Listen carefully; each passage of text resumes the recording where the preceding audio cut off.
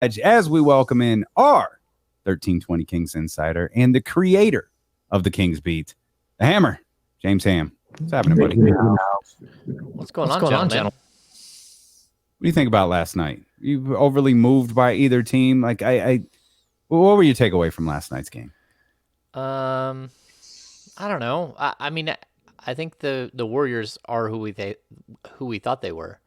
You know, they're gonna punch you in the mouth in the third quarter, and in game one we saw the Celtics like punch back. Game two, they couldn't punch back, and I mean, at some point, I think you probably should try to cover up a little bit as opposed to just getting pounded in the third. You know the right hook is coming. Put your arms up and try to slow it down. But yeah, I mean, think again, around with James Ham. yeah, this is who the Warriors are. They're going to drop a hammer on you in the third quarter, and if you can withstand it, you got a shot. If you go into the fourth down, 14-15, you're cooked. They're just too good unless you hit every single three-pointer that you take, which is what we saw in game one. Do you think the Warriors have another level, or have we seen them play about as well as they can play in these finals? Which is, I mean, with the way they played yesterday, it's obviously good enough to win the NBA Finals. It's not like they've done everything, but I look at it as they seem to work pretty hard to get to that point yesterday, and I felt like they were about as locked in as they're going to be in this series and played as well as they're going to play. I agree with Damian on that one. Do you think there's another level they can reach? It's the Warriors. I think there's always another level. When you have that kind of shooting, I think there's always another level. You're waiting for that moment. Like, I agree. Like, you see them trying really hard, but I think with the Warriors, it's a little bit like a really, really nice golf swing. When you're sitting there trying to swing as hard as you can, and you're hitting the ball, you're doing okay. It's that one moment where you forget to swing hard and everything just works and is perfect, and you just crush everything. That's the moment they're waiting for, and that's a scary thing if you're the Celtics, because that moment's still sitting there. You know it is. You know that they've got a game where they have guys go for 40 and there's nothing you can do, and you're just sitting there like in awe of their greatness. So that's why, I mean, I think most people chose them to win this series. They're just a really, really difficult matchup. They've been there before. They have all kinds of experience. And at the end of the day, the Celtics don't. So it's possible that we'll see a bounce back game, but it's also possible that this is sort of the beginning of the end for the Celtics. I think you are overreacting and disagree with virtually everything you just said right there. The game is in this version of the Warriors. I think it's still in Steph, and you might get a game from Clay. But collectively, and this is where I think we shortchanged the Celtics a little bit. Collectively, I don't think that can happen against the Celtics. Like, it's one thing, they had a fine quarter in the third quarter that was magnified by the fact that the Celtics stunk. The Celtics couldn't hit anything, and as Kenny pointed out, a lot of credit goes to the Warriors as to why the Celtics couldn't hit shots. Like, they ramped up their intensity from tip and coming out of halftime. So, but that moment that you're talking about, that we're so accustomed with the Golden State Warriors, I don't feel like it's there in this series.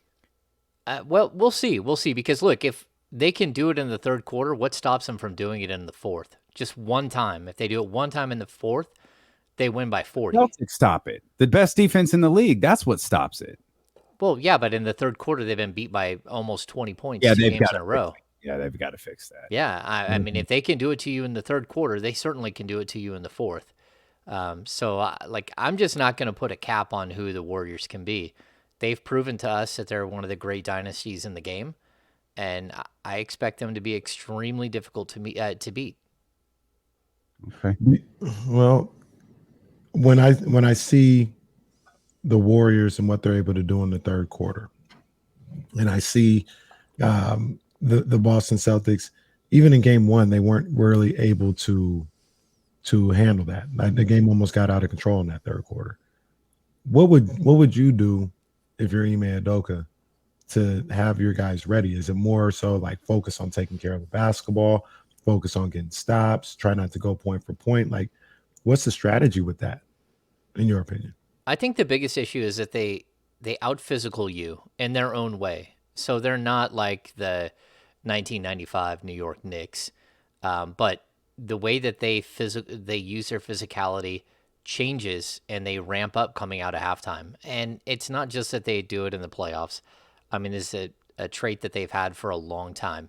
They know how to punch you in the third, and the way you fight through it is, number one, you call a bunch of timeouts. You try to break the rhythm as much as you can. But also, I think you have to match the physicality. If you're getting just thrown around, you got to start matching the physicality. And I think, again, the Warriors are a sneaky physical team that, that's why they keep stringing these things together. And that's why they're so incredibly good in the playoffs. So we'll have to see how it all plays out in the end. I mean, it's possible the Celtics bounce back and all they need to do is take care of business at home, and they got the series wrapped. I just think it's really, really tough to get through the Warriors. Yeah, it's definitely tough, and I'm not trying to shortchange that. I just think highly of this Celtics team. I also think highly of De'Aaron Fox, and I know my partner does as well. And it feels like the amount of people who think highly on De'Aaron is starting to run low. Why do you think De'Aaron Fox is so overlooked as the player that he is? Like we look at like 25 under 25 lists, and he is like down like as one of the last selections on that list. Hoops Hype had this, this 100 top trade value players list, and De'Aaron was all the way down at like 78th as one of the worst values for a trade. And it's kind of like, yo, man, this is a 24-year-old who can ball, who averaged 24 and 6 last year. Is it the losing, the second? Like, why are there so few De'Aaron believers left out there? Well, I think, first of all, you play in Sacramento, so you're going to play in obscurity. You have to understand that when you get to Sacramento, and Fox has never had a problem with that. He actually kind of likes playing in obscurity. But when it comes to, his play on the court, I think he really does hurt himself when he comes out and he plays so poorly early in the season. And it's a trait that he's got, just like the Warriors playing strong in the third. He's got to figure out how to come into camp ready and really take off from that moment, because that's how you get to the All-Star game. Mm-hmm. To be honest, I mean, you don't have to be great the whole season. You do have to be great in the first half of the season in order to really make a bunch of noise and get to the All-Star game. And so, he's got to take that seriously. He's got to come in ready.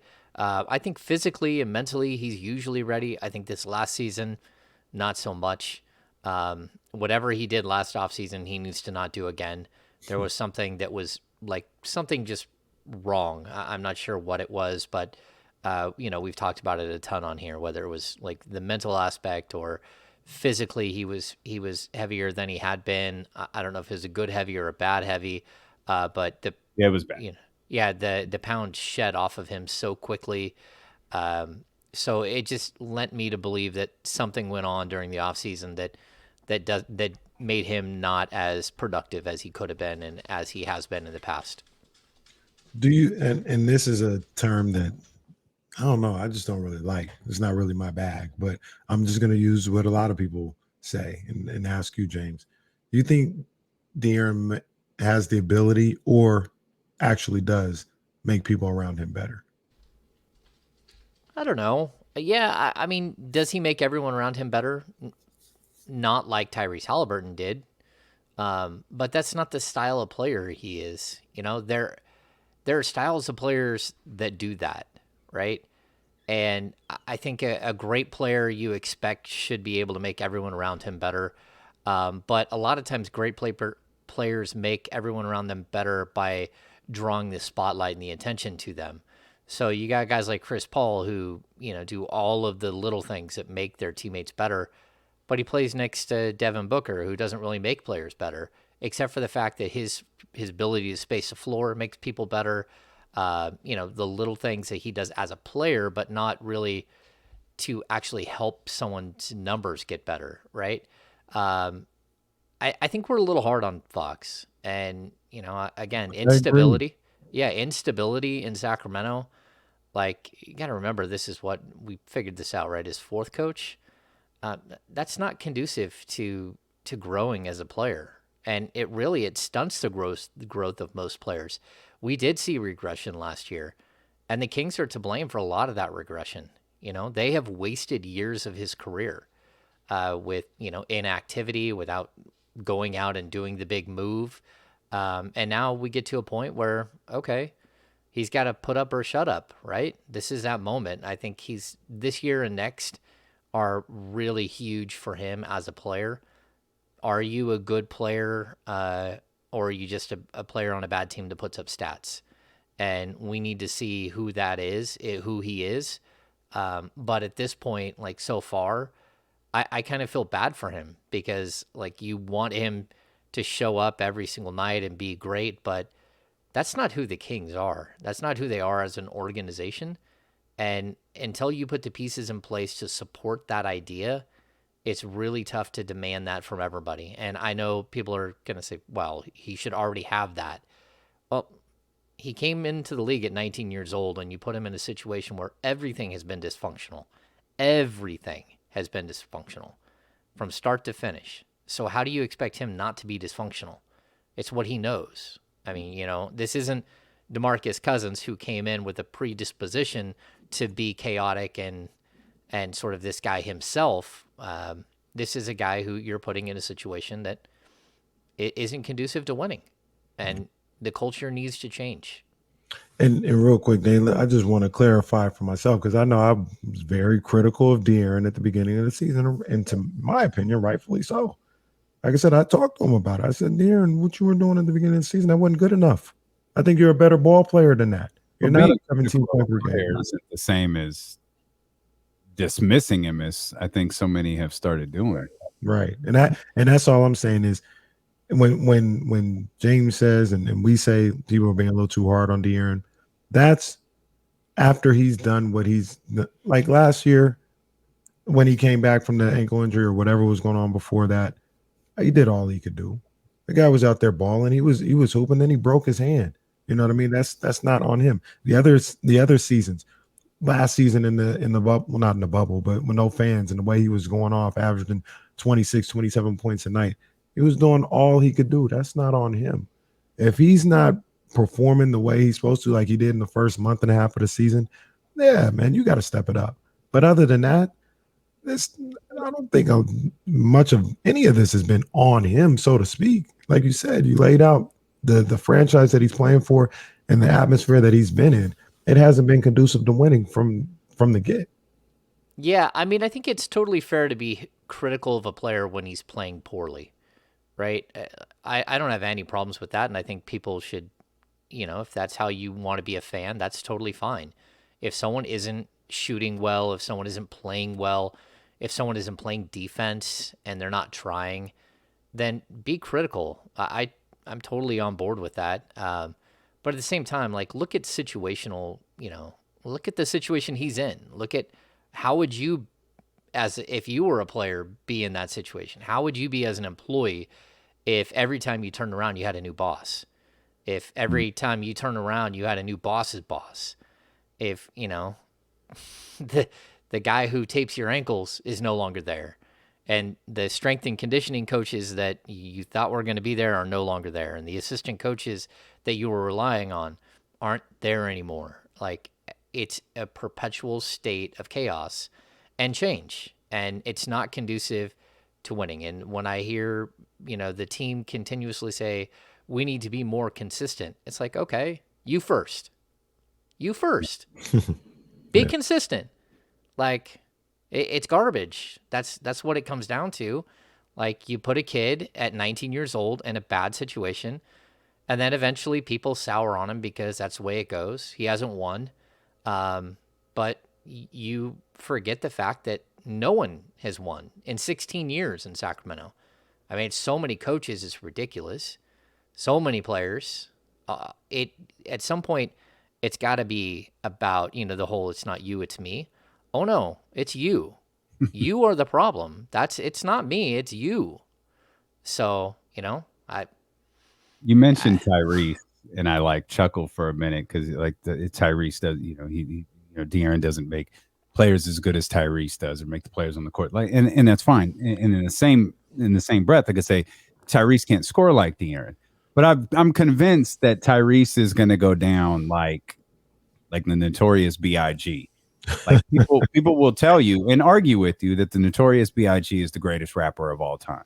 And like I love Big, and I'll ride with that if you believe that. But the fact is, you only have 2 albums to work with. You never like he didn't have an opportunity to make a bad album. Well, with Tyrese, he didn't have the opportunity. Like I could tell you with 1,000% confidence, the fact that Tyrese liked to shoot 9 to 10, 11 times a game, by year 3, that really would have pissed you off. Like Kings fans would have been outraged at that. Why can't he shoot more than 11 times? He's got to go out there and score. Oh, it never had a chance to get to that point. But I assure you, the cute little, it would have worn off. And then by midway through year 3, if the team wasn't winning or if they had picked Tyrese over the year or whatever, you would have been furious because Tyrese didn't shoot enough. But it never had an opportunity to develop. So we're going to hold Tyrese like in this regard of like Chris, Vlade, Peja, and Tyrese Haliburton. Like those are going to be the names that are mentioned with the Kings. And real quick, James, not to mention when he was put in the same position that De'Aaron Fox is put in, i.e., not having nobody next to him, the team was like 2-13. So was he really making that much better? Well, I mean, it's a little bit like the Michael Malone thing, right? Where Michael Malone will tell you that, like in Sacramento, everyone thinks I'm Red Auerbach. He's like, but he's like, it's because I didn't get a chance to prove that I wasn't. And he's totally right. But I'll say this too, like what we're talking about here with, are you helping? Does De'Aaron Fox make his teammates better? I'll tell you a very specific way in which he made Tyrese Haliburton better. The best defender on every team was on De'Aaron Fox, not on Tyrese Haliburton. That's the way it goes. He makes his teammates better by drawing the best player. And that's because he is the best player on the Kings. And that's what you have to kind of respect. You have to look at the way that other teams around the league look at a player that's on your roster and go, okay, they believe you're the best player. That does say something. And, we don't see, the Marcus Smarts of the world going over and shifting on to Tyrese Haliburton. They're staying over on Fox because they know that he's the one that can punish you. And so there are ways in which guys make you better that we just don't consider as like a conventional thing. Is he as good in the pick and roll as Tyrese Haliburton? Absolutely not. Did Tyrese Haliburton make Rashawn Holmes a better player? And can De'Aaron Fox do the same thing? Yes, he did make him a better player. No, Fox can't do the same thing. It is what it is. But I also think that Fox's ability, now that we see a different style of big man next to him and Sabonis, now we can see how he can make Sabonis better because he can make Sabonis better.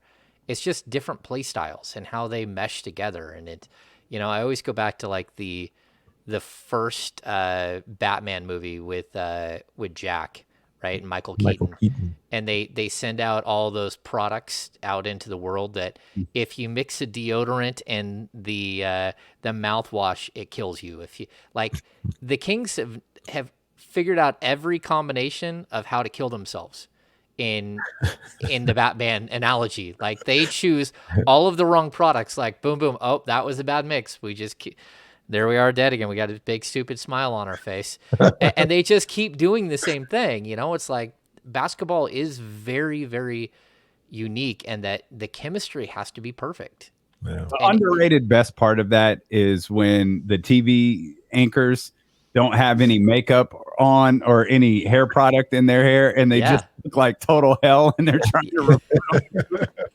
No, it's the best. I mean, really, it always works. The reference always works. I sneaky love the first Batman. No, it's good. Jack Nicholson. I sneaky love that one. Well, even Jack Palance in it for 2 years, but that's funny. Let me say this about the first Batman. I saw it for the first time in probably 20 years, like a year ago. And I said, whew, it's kind of rough.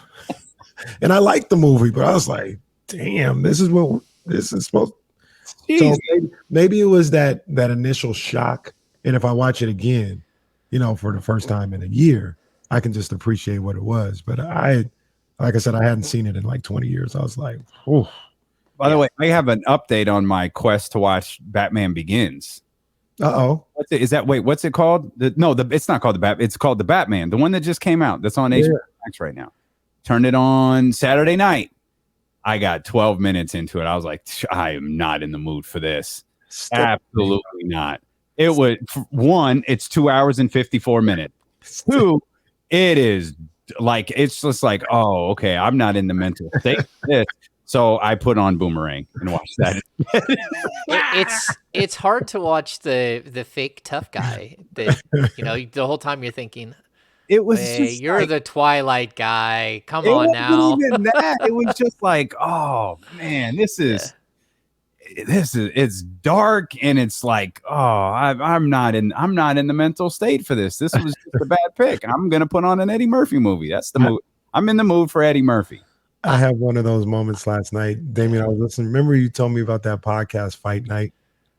Yes. It was like 11 o'clock at night. They were diving. It just started, but they were like talking about the hustlers and this guy's not really dead. And I was like, yeah. Nah, let me just listen to Rick Ross's. I'll try this another time, man. I don't want to go to sleep with this on my head, man. Yeah. I also think that like that Batman, everyone talks like this. You're like, hey, Batman. He's like, yes. You're like, wait, that's the same voice. Like, what is happening? Everyone is talking with the gravelly voice. You're like, what is happening? So, why are these DC movies, these comic book movies have become such like time commitments? Yeah. Oh my gosh, that's a journey. That's a Marvel thing. That's a Marvel thing with their 3-hour movies. But we still check them out every now and then anyway. I'll get to it. I get to it. I just really wanted to watch Boomerang. I haven't seen Boomerang in a long time. You can't go wrong with Boomerang. Yeah. I gotta go back and watch that one again. It's been a while. So, James, to tie a bow on De'Aaron Fox, is it really, and I'm pretty sure it is, but it's just as simple as winning. Like if he's plays the same type of basketball he's played, the Kings number 4 pick is great, or they add John Collins or something like that, and they are 41-41 in the play-in next year. All of a sudden, Fox's trade value goes from 78th to like 45th, and he didn't do anything different. It's just that the team is different. Is it that simple? I think so, because look, a couple of years ago when they put up 39 wins, he was like a media darling. Everyone was talking about him. He didn't make the All-Star game or anything, but it was more because they just weren't there yet as a team. They hadn't shown that they could do that more than once.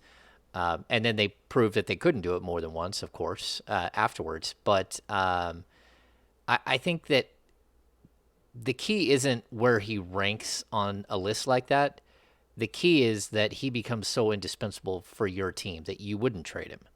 And I think we got to a point where, they don't want to trade him, but they certainly would have listened.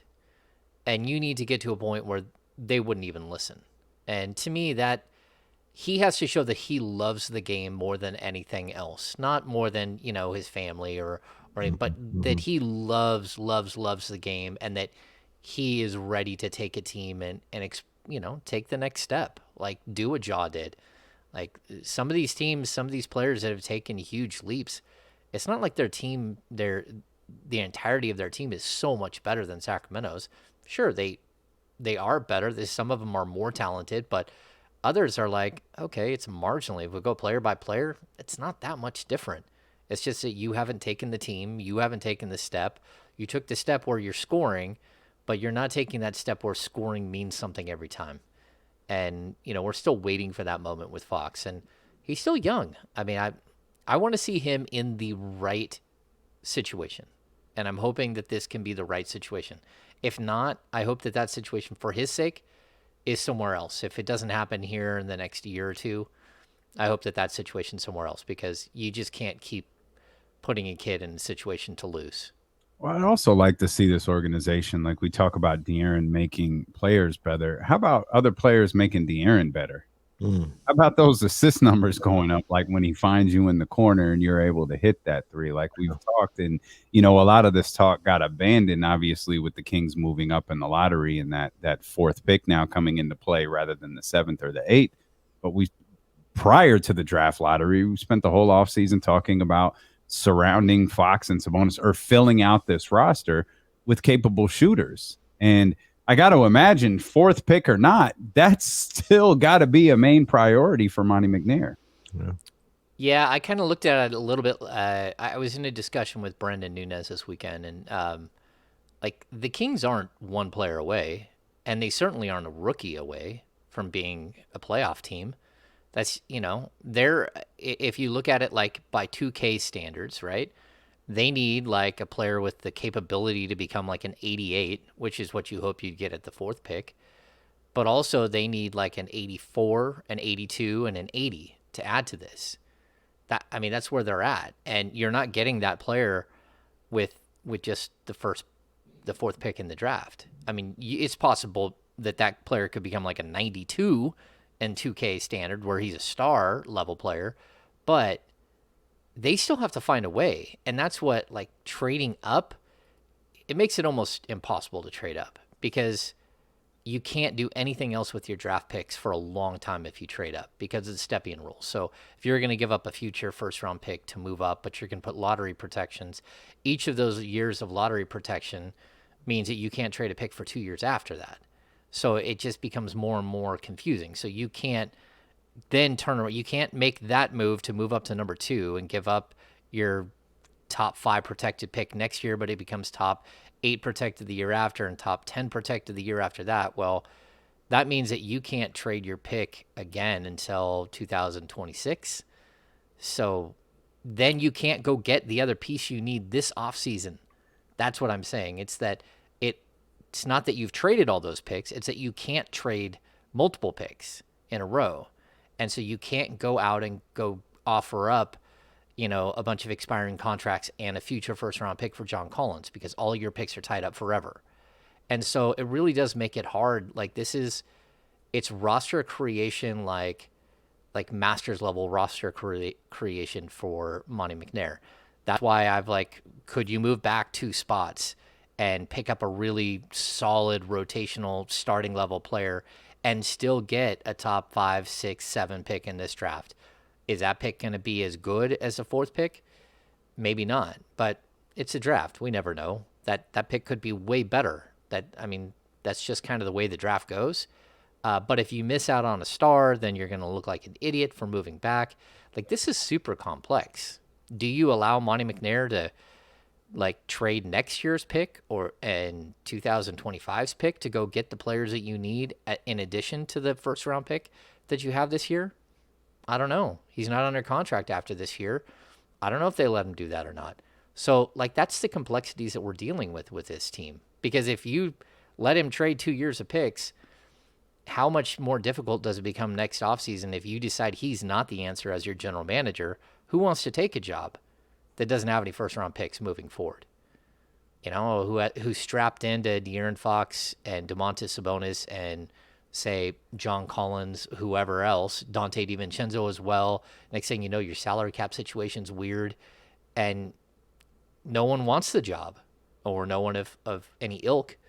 And so, yeah, it's complex. The whole thing is super complex. And that's how 17 becomes 21. Can you hold that thought? No, it absolutely will. On the other side, I got questions about what James just said. Okay. I got solutions to all that.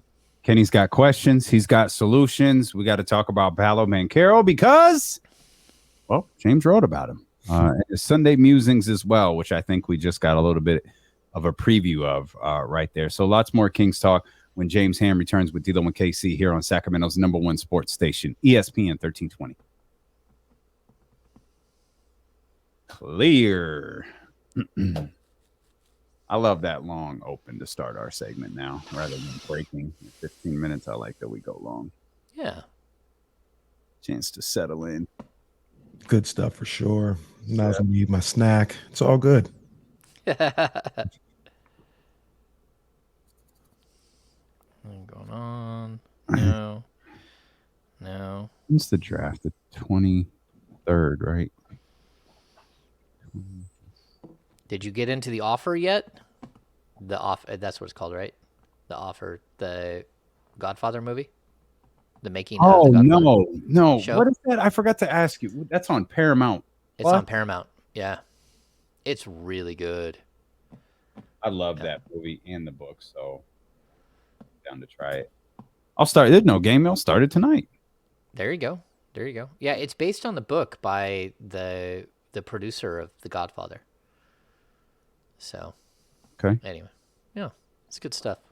For anybody that's looking for something to do tonight, the Pro-Am starts tonight at Oh no, Grove. Yeah, Gus. at the Fortune High School on Oak Grove, 6:30 and 8:00. Pro-Am gets started tonight. Basketball?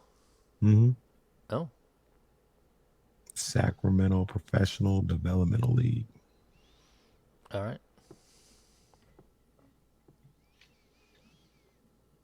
The dogs are behaving themselves. Heard them run in there. The little one did. My wife came downstairs, but then they all went and laid by the door. The boys have dentist appointments, so my wife took the boys down. Huh. Yeah, so home alone. So as long as they're good, we'll see. How was the weekend, James? It's pretty good. Yeah, nothing earth-shattering. I don't know, went out to dinner a couple times. Calm weekend. It's all good. Got the garage cleaned up a little bit, not all the way, but a little bit. Yeah, I need to do that. I need to clean my garage. It's actually frustrating me that my garage is not the way I want it to be.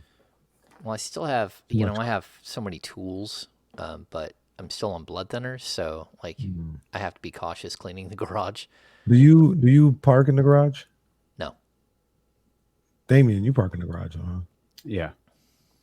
When I first got this house, I was like asking people like how many people park in the garage. And it was probably like 70-30. I've never parked in my garage.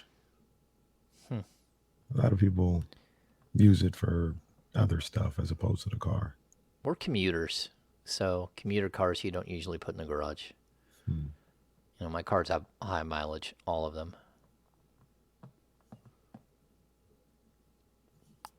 Cole, I don't know nothing about no 4-car garage, man. What me. Arizona and Ole Miss, they just keep delivering haymakers in the College World Series regionals. 5-5. 5-5 now after a 2-run home run from Arizona. Bear down. Sorry, Ramsey.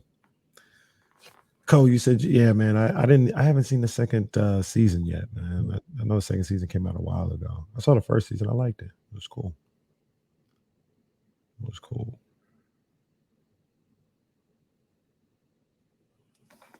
There you go. That's always a good call. Where are you going? It's a 12-hour flight. That's right. You got to be going to Europe. That's my guess. Most spots in Europe are only 8 to 10. That's it. We're coming back, guys. We'll have to figure it out later.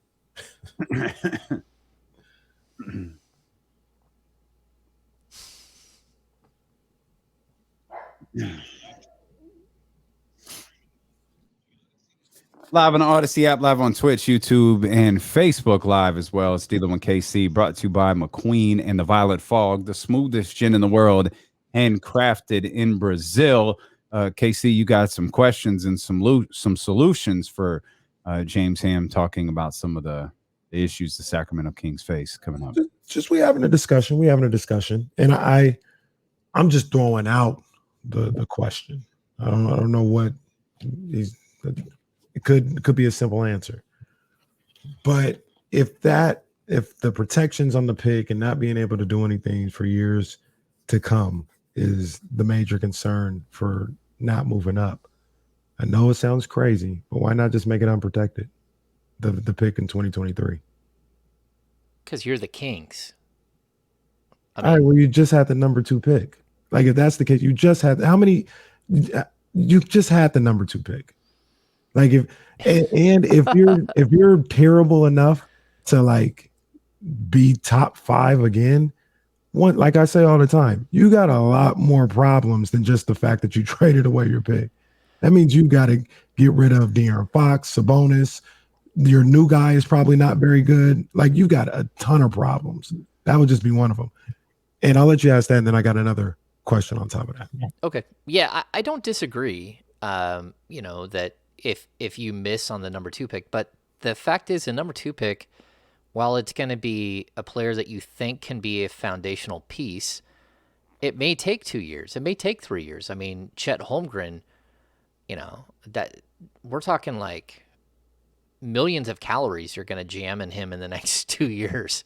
Like, you hope that he develops the right way and that he can take off, but just because you drop in a rookie on a 30-win team doesn't mean that they're going to be, a 45-win team. Like, I understand that the goal is to get better quick, right?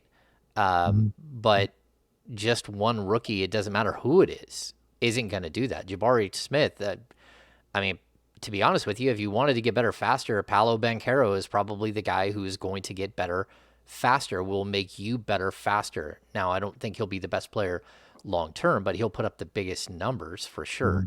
And he's the most NBA ready of the top 4, maybe even the top 10.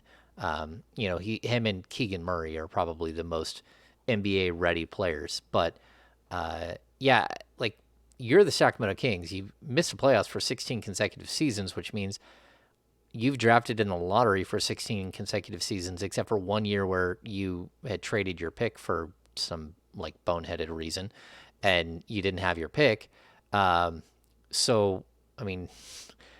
You don't give up an unprotected pick, especially in the 2023 draft, which has at least 2 superstars at the top. Right. And so that's where it's tough. And, So I get what you're saying. And I understand what you're saying. Like, I get it. I'm just throwing an alternate idea about that. But it's also like if you need that, because it'd probably be top 5 protected. So if you make it unprotected and you end up being the 10th best thing, you get the 10th pick, no harm, no foul.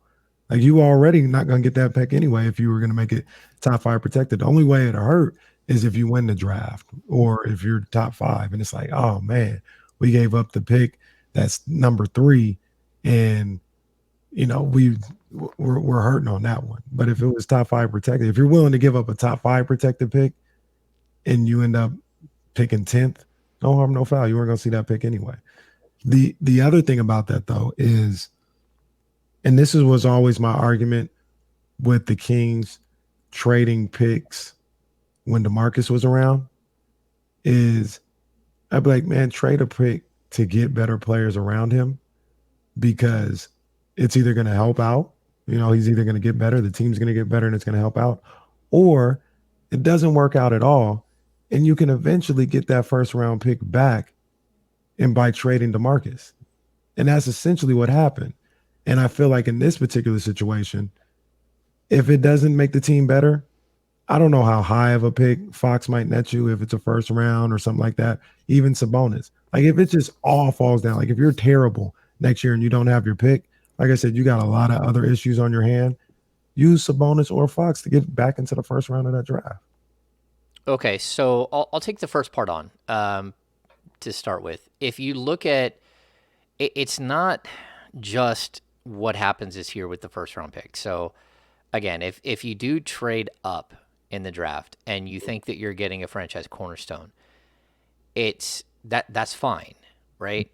The problem is that you can't do any other moves this offseason. I mean, you can do some other moves. You can trade Harrison Barnes. You can trade some expiring contracts, but you severely limit what you can do because you don't have any first-round picks. Right. You don't have access to them. It's not that you don't have them.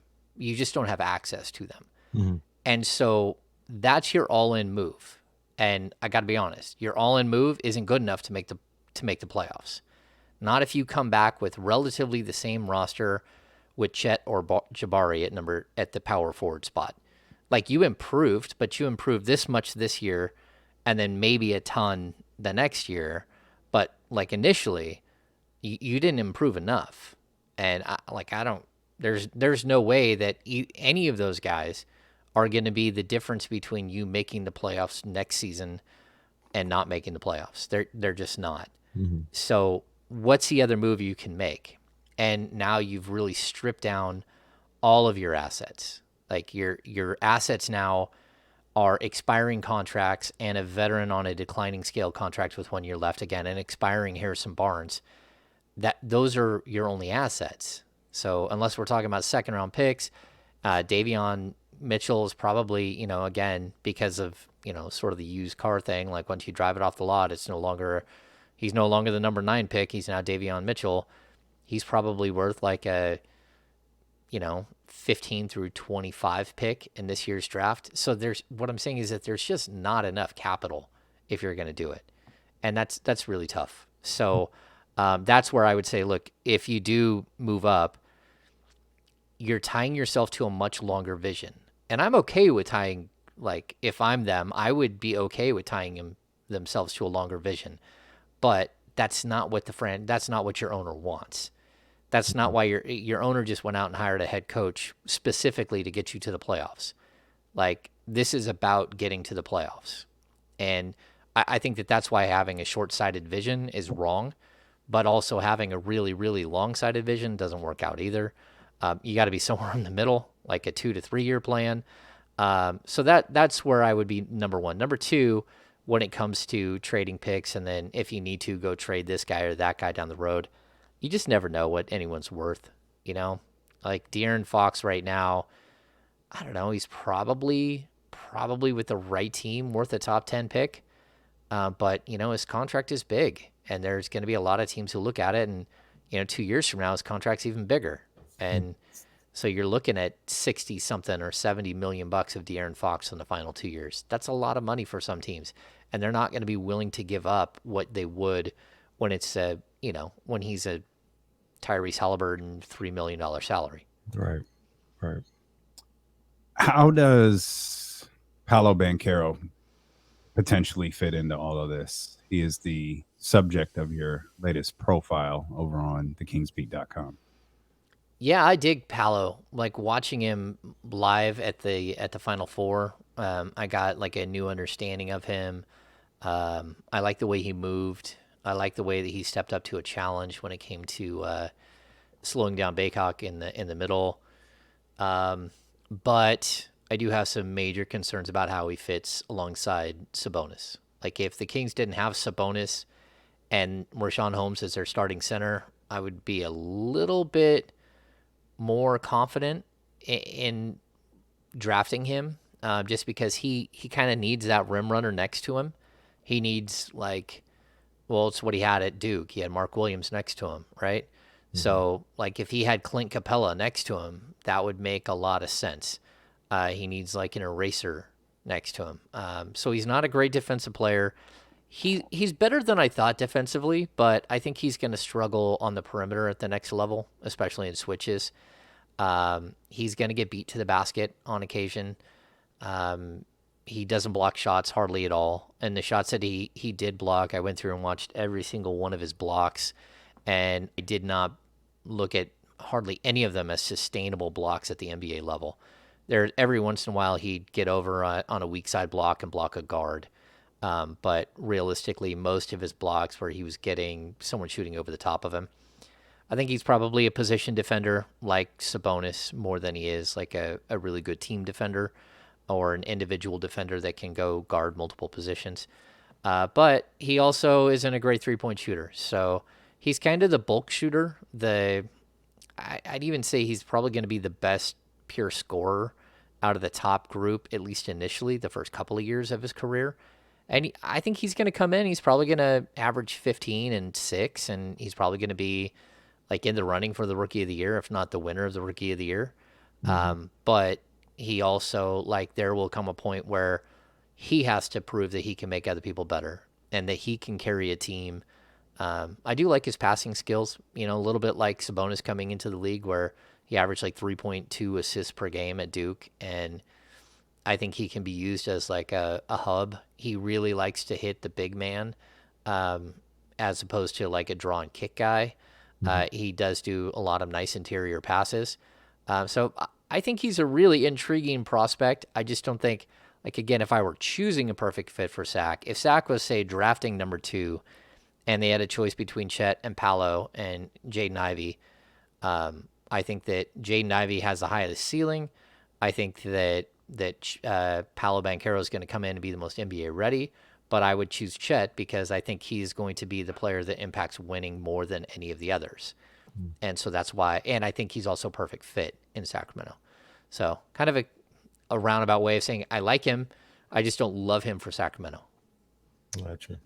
What are some of the you talked a little bit about it, but if you could expand a little bit on the just King specifically, the strengths and the weaknesses with having him in the lineup. I know maybe a weakness will probably be defensively in the middle. That might be an issue, but how are some of the things that you think he would do well with this Kings group? Well, I'll say the thing, he can really shoot the corner 3, and of his, he made quite a few threes. I mean, he shot like 33.8% from 3 on the season. He's not a knockdown 3-point shooter, but he really does have a nice stroke. What I've noticed with him is that an NBA team is going to take, the first thing they're going to do is slap his hand every single time he catches a ball on the perimeter and puts it on the floor. Like he just isn't ready to catch and shoot. That's a big problem. There are moments where he is ready, especially when he's in the corner, but when he's at the top of the key, way too many times he decides to, even if it's one dribble, like there's no reason for him to be dribbling. He needs to be ready. So an NBA team is going to fix a lot of that, and I think it will actually lead to him seeing his 3-point percentages go up pretty good. I would be surprised if he didn't shoot like 36 to 38% from 3 for his career. So that would help the Kings because I do think that he's a strong shooter. He just needs to be put in the right situation. But I also think that he translates to a guy who easily could average 20 points a game for his career. He is a very good natural scorer. He can do a lot of different things with the ball. And the Kings, while they have, a high-level scorer in De'Aaron Fox and a quality scorer in Harrison Barnes, and then you get to, Sabonis, which is more of a nuts and bolts scorer, but he's still going to get you like 18 points a game. There will come a point where the Kings need that third scorer, and he's the one guy out of everybody in the top that I really do think can be a number 1 or a number 2 legitimate option on the offensive end. So really, really high-level scorer. Most of his scoring is in areas where I think he's going to get in the way of Fox and Sabonis. Is there a perfect pick? What's that? Is there a perfect pick? Like, I feel like you, and I know this is part of kingsbeat.com. It's why we got to go read there. But there seem to be so many pros and cons, and sometimes the negatives are a bit glaring. Like, everything perfect. Like, who's the perfect pick for the Sacramento Kings? Yeah, to be honest with you, it's probably Jabari Smith, but there's no way to get him.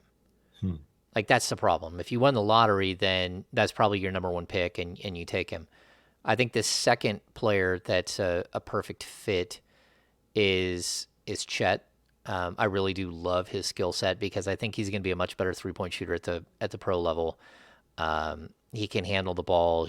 But it's really the defensive acumen. Putting him in his 3.7 blocks per game next to Sabonis would just be genius. So I dig that. But then once we get past like the next 2 guys, so Ivy and Banchero, I think that's why Keegan Murray is mentioned with Sacramento so often, because Keegan Murray really is a really good fit after you get past, the top 2 guys. And I'm not drafting for fit at 4 at all. And if you're going to, you need to trade down 2 spots and hope that your guy's still there, or hope that there's someone who's, in the same tier that's still there. So, like, if you move down to 6 or 7 in this year's draft, you're giving up the chance at greatness with Ivy. You may give up a chance at Keegan Murray because he could go 5, but I don't think of Murray that much higher than I would like Benedict Mathurin I think they're sort of in the same tier. And so I'm okay at any point in that range. It's just if you're going to move off of 4, you're dropping a tier for sure, and sometimes 2 tiers. Yeah, I think this drafting thing is hard, Casey. just a little bit, I was thinking, as you said, perfect fit. I was trying to think about, well, who I would think is the perfect fit, and man, it just feels like everybody has a couple of red flags here and there. You just got to go. You got to go with the one that either has the least amount of red flags, or like I always say, this is how I kind of started with the one that, and this is where Shaden Sharp comes from. If Shaden doesn't work, I can live with that. If Keegan doesn't work and Shaden does, and I pick Keegan, that's tough for me to swallow. It's a tough pill for me to swallow because essentially I took Shaden because I was scared. I was like, I haven't seen enough. I'm scared off, and that's why. In all honesty, this isn't a very good draft. Not by like the drafts that I've covered for the last decade, last 12 years. I look at this draft and I'm not super impressed. Like there's been other drafts that are worse. Like the Ben McLemore draft was bad. Oh. That draft, it ended up having some good players, but like the top end of that draft is a nightmare. Actually, the top 10 is all over. Oladipo is probably the best player in the top 10. Well, CJ McCollum. But then down the road, I think you have Giannis, right, at like 16.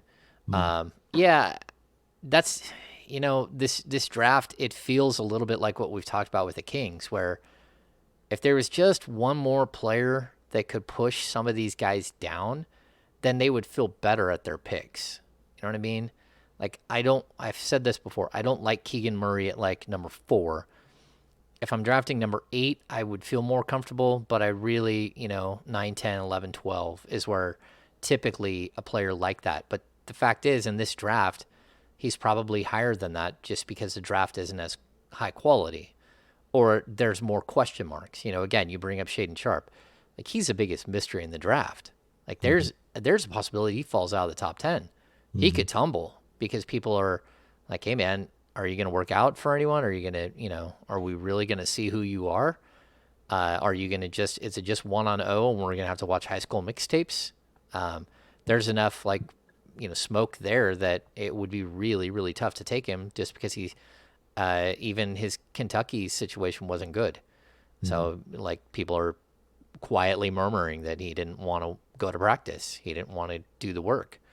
And so there's concerns. And this is a weird draft. It really is. And it's not the final step. And I think that's because, when with the Kings moving up, we've started to focus so much attention on this 4 pick, and rightfully so, and everything coming up in a couple of weeks. But I think the most important thing, which I'm confident Monty McNair recognizes, and that we all need to recognize, is whatever happens 2 weeks from Thursday, it's not the final step of what Monty McNair has to do with this roster. It's really the first.